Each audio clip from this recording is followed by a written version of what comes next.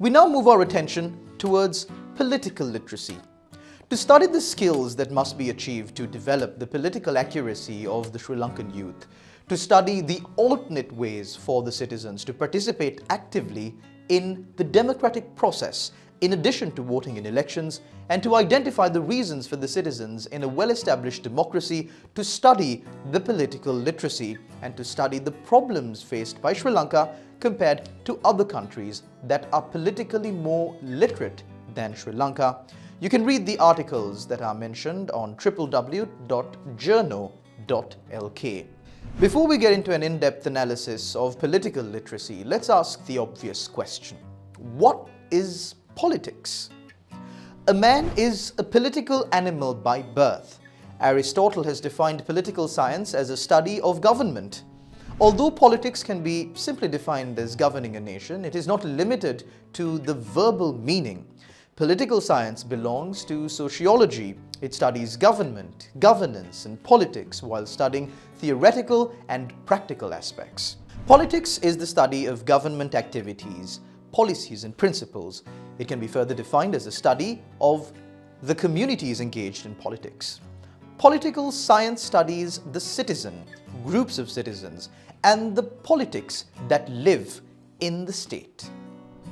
What is political literacy then?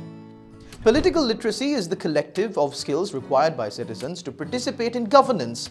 Political literacy includes understanding the way the government acts and the critical thinking skills to analyze the diverse points of view.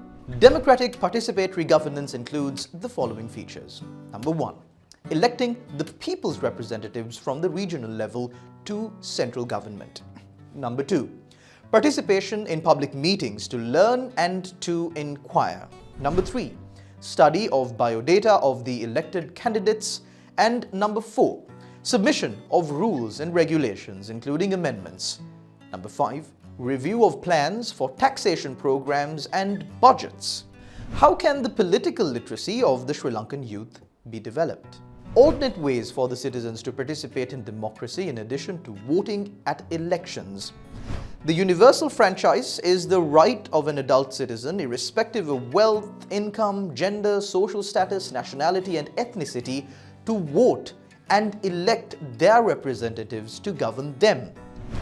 Why must the citizen of a well-established democracy be politically literate? Better education and wiser citizens elect better governments. Ill-educated and ignorant voters weaken the general quality, and the result is a weak government. Therefore, one of the aims of a society is to increase the awareness of the voters. However, some politicians prefer to manipulate people's ignorance and voters' weaknesses for power. Study of the problems that Sri Lanka faces compared to the other countries which are rich in terms of political literacy. You can visit and read the articles that are available on www.journo.lk. By the end of these 4 modules, you would have understood the importance of political literacy. You would have understood the system of parliamentary governance, especially here in Sri Lanka and across the world, and you would have understood the importance of political participation no matter what demography of society you come from. Especially women and youth participation in politics are encouraged in the modern day, as countries with higher youth and female participation have turned out to be the more developed countries. It is important that as students you participate and self-learn some of these matters. This is only a broad overview of the parliamentary procedure in Sri Lanka and a general understanding of political literacy.